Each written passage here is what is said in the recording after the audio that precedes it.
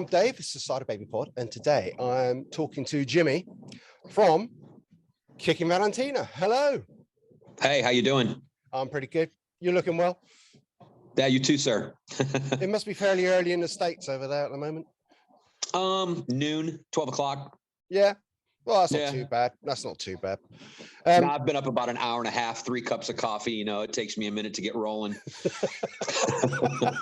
We don't have that good coffee. We don't have that good coffee over here like you guys do over there. So, well, trust me, there are some good coffees, but I haven't got many of them at the moment. I had some dark skull coffee the other day, which was brilliant, but I just ran out of that. So I'm crying my cup of tea at the moment. So. Oh, that's right. It's tea over there. I forgot. Yes, absolutely. Now, I thought we'd have a chat. You've got a little UK tour coming up and a festival appearance. Yes, we do. We are doing what was it, 4 shows throughout like Scotland, England, and Wales, and then we do Call of the Wild Festival to end it, which is, man, our guy Raz White and Dave O'Hara over there, man, what a lineup they've put together with all these up and coming new hot European artists and some, like, you know, Phil Campbell from Motorhead. I mean, I can't wait to see that dude again. I saw him in Denmark one time and he absolutely slays it. Yeah. His band is amazing. Like, they are absolutely awesome. Yeah, they've got a brand new singer now and they just sound superb. Yeah. Yeah. I can't wait to see him. Yeah. What day are you playing Call of the Wild? We are doing Saturday. We're doing we're the co-headliner on the side. There's 2 stages, so we're the second stage. We play right before Crash Diet on that stage on Saturday. So I'm assuming that we'll probably go on like 7, 8 o'clock at night, something like that, which would be cool. Yeah. So yeah, it'll be fun. Yeah. Have you played the UK many times before, or? Nah, we just did 2019. Before the Black Death of the world came around. Our first and only gig was at Call of the Wild first year. And it's just, there's so much potential for that festival to be massive. Like, it's such a cool event and everybody involved is cool. The bands that they put on that are like all up and coming and really great. You know, I got to see The Treatment. You know, they're a great UK band. I'm upset I'm not going to get to see Gin Annie, but they're on the festival this year. They're a great UK band. You know, She Burns Red, Hallowstar. You know, there's a bunch of great like UK artists that are on this. You know, not to mention, you know, the Scandinavian bands. You know, a couple little American bands all over the world. They do a really good job of putting together you know, quality up and coming artists. You know, it's going to be a good time, and I'm really looking forward to it. We've made quite a few friends over there in the UK, and you know, not to mention I'm going to get to see some spots I never thought I would get. You know, I mean, I would never think I'd be going down to Cardiff. You know, that's how you say it, Cardiff? Cardiff, Cardiff, yeah, or, you know, Blackpool. You know, I had to look at the map to see where those places. I know basically London, Manchester, Nottingham, and, you know, Edinburgh, you know, so, but yeah, we're excited, man. We do our first shows on a Monday at Bannerman's. Yeah. I think the second show is in Blackpool at Waterloo. Then we do the Patriot down by Cardiff. And then we do Nambucca outside of London, which I heard is a pretty popular spot. So, you know, those are our 4 shows. And then we go up and we have that Friday night off, which is cool. So we can hang at Call of the Wild, kind of relax. Then Saturday we have the gig. Then we're going to stay Sunday also and hang out at Call of the Wild and do just some networking, you know, hang with our friends, you know, kissy, huggy with our fans. And, you know, you know, then Monday we fly back over and finish the last leg of the European run, you know, the last 6 shows over there, you know, so I you can't get me out of here quick enough. Like, put me on the plane tomorrow. You know, I'm excited. We're all excited. You know, we have rehearsal tonight actually, and we're finalizing some stuff with our merchandise and some tour, you know, specifics. So we're getting there, you know, slowly but surely. Yeah, we're excited. You're on same bill with LA Maybe as well, aren't you? I think they're. Yeah, She Burns Red and LA Maybe and us are all going out together for those 4 dates, and then we all play together at Call of the Wild. So I'm looking forward to meeting those bands and getting to know those guys and, forming new friendships. It's kind of really what it's all about, networking, contacts, seeing what works, seeing what don't work, it'll be fun. I'm pretty confident the shows will go well, and we'll have fun. That's what it's all about, having fun, so. So really, this is the first chance for you to promote your last album. Yeah. Revenge of Rock. Yeah. We got a great response out of the gate when it released, back a year ago, January of 2021. And, we were all thinking, I think the whole world was thinking, by springtime that everything would be back open, which we all know that it didn't. And here we sit a year and 2-3 months later going, oh shit, finally, so I just hope the world stays together and none of this garbage breaks back out and everything happens. And, May's a hit and we're all good. I think so. Fingers crossed. Yeah, I think we're okay. Yeah. So tell us a bit about the album. What's on the album? What can people expect? Say if they hadn't heard of you guys before. Revenge of Rock really is kind of a mix of like all of the 4 of our influences. It's really, we got heavy stuff on there. We have very commercial friendly radio rock stuff on there.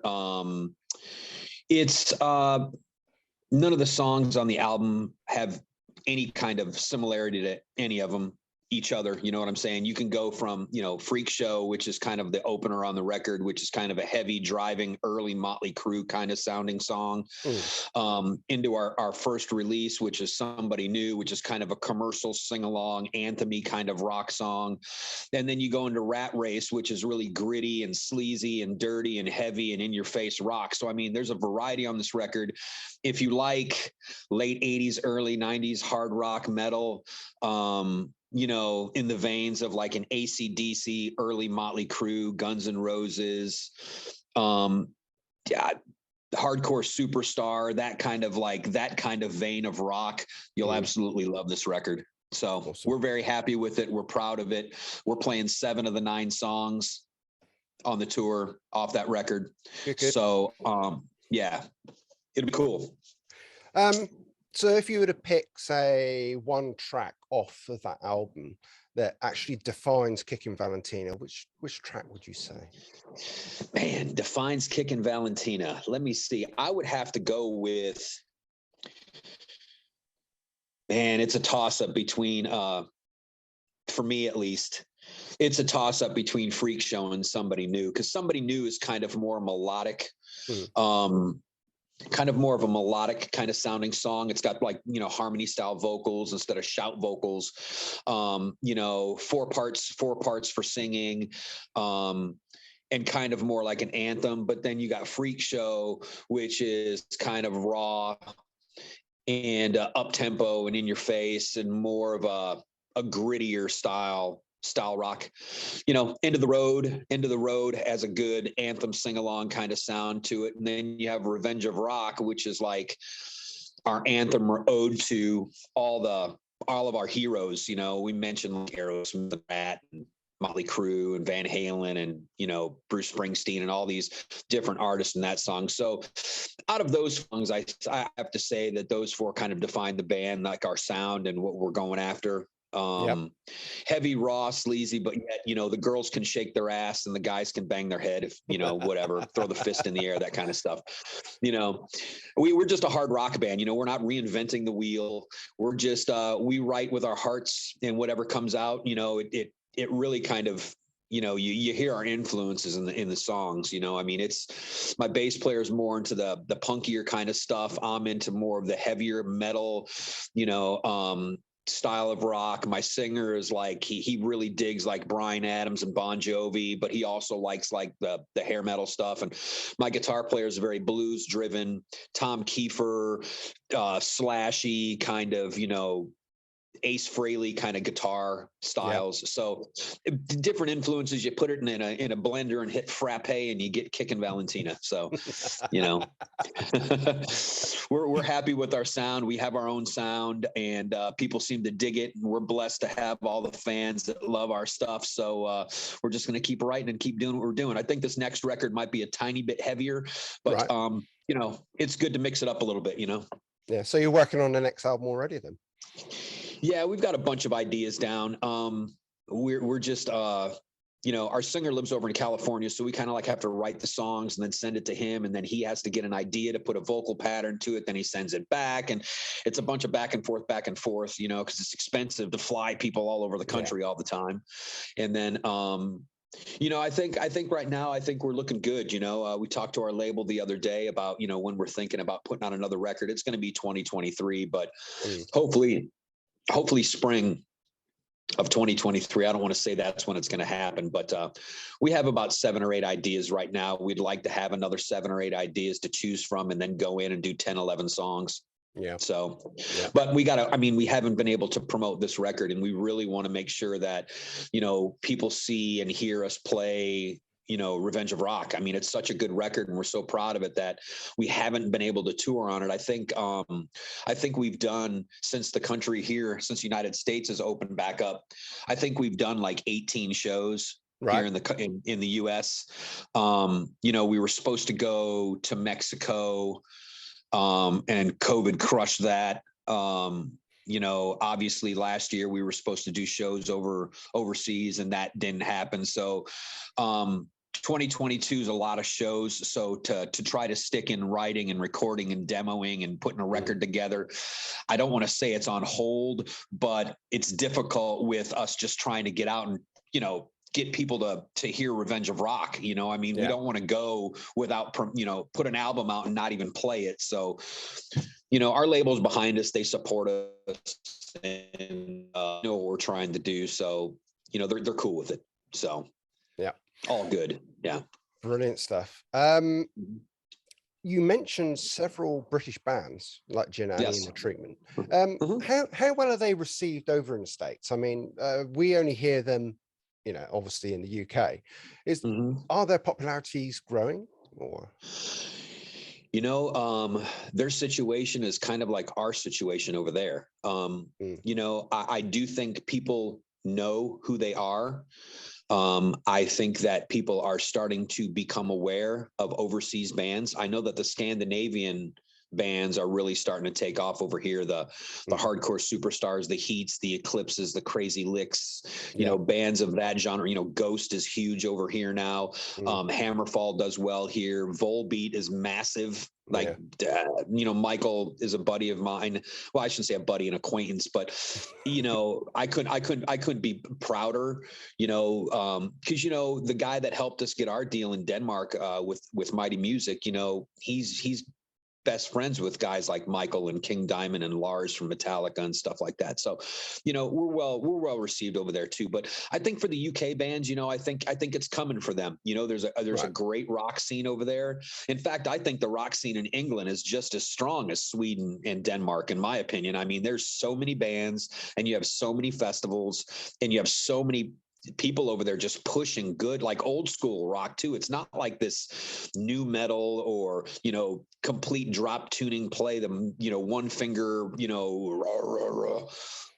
the time. It's old school rock. The Treatment is straight AC/DC. Gin Annie, same thing. It's good rock and roll. And that's kind of what we're trying to do. And it's great to see bands in England doing the same thing. I'm hoping this resurgence of new rock, changes things a little bit. I'm not saying that it needs to take over the world, like hair metal did back in the day, but to hear some good quality, the raspy vocals, some harmonies, some well-written songs. It's really about the songwriting too, get some good in your face, raw rock and roll, man. There's a lot of great bands coming out of England, and I'm happy for, the UK, because you don't really get the shit that's going on in the UK is not happening here. It's not, we don't have tons and tons of like smaller, like boutique festivals, if you will, 3, 4, 5,000 people. It's either you have 50,000 people at Rockfest or Rock on the Range or Louder Than Life or something along those lines. Rocklahoma has 35,000. You don't have any of the smaller events. You don't have 3, 4,000 event, people events. Yeah. That's surprising to me. Yeah. Well, it's either big or it's small. You know what I'm saying? It's either you have 35,000, 50,000 people, or you have like 1,500.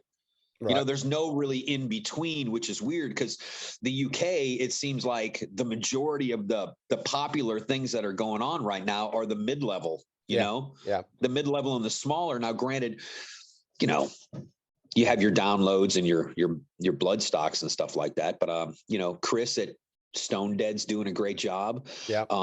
Raz and Dave at Call of the Wild doing a great job.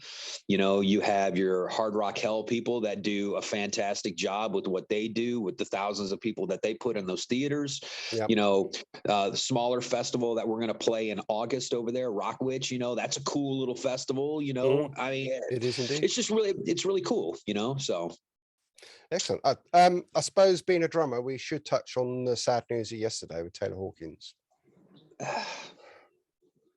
What a fucking heartbreak. You know what I'm saying? I met that guy at a strip club here in Atlanta, and I met Dave with Grohl. And what's funny is a little story behind that. I have a very good friend of mine that she used to serve me underage at the Rock and Roll Bar here. It was called Charlie Magruder's back in the early 90s when I moved down here. So I'm aging myself here, but my friend Cindy, she works with Katy Perry and used to work with she was Richie's assistant with Bon Jovi, and she's really well like buried deep in the music business. But she's just my friend that lives down the street. You know what I'm saying? But we were discussing, when I met Dave and Taylor at Tattletales, and they were on tour with the Chili Peppers. I think it was when they were opening for the Chili Peppers. I mean, they were nobody, but you knew who Dave Grohl was because of Nirvana, but you didn't know Taylor. And they were just really nice guys. And Taylor, everybody's saying about his energy. The dude's always was smiling, always goofy, really just full of life.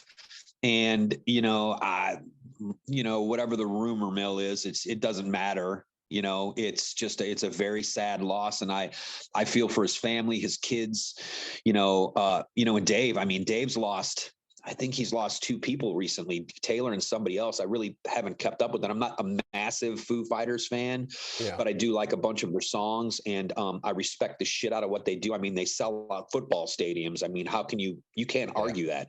And it's rock. It's rock and roll. Anytime a rock band can put, 40,000 people in a baseball stadium, awesome.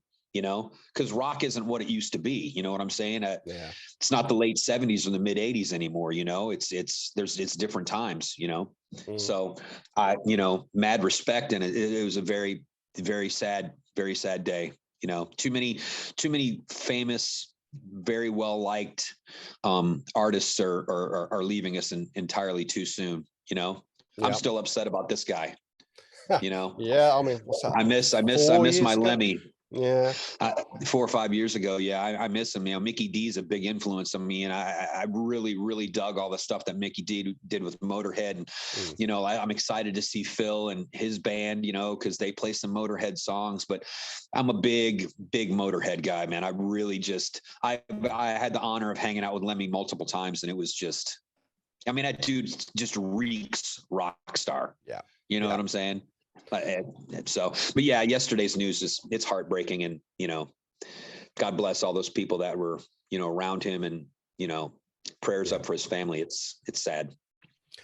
Okay. I wish we could end on a cheerier note, but right. I am looking for, maybe I should have brought this up earlier, but I am looking forward to Call of the Wild. I think you owe me a beer, but I do, damn it, I do.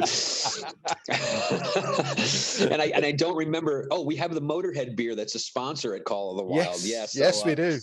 That's I'm not sure if they have a stout. I really don't drink anymore, but I have a feeling that I might fall off the wagon that weekend just for a couple. You know what I'm saying? I think you might. Yeah, I probably will.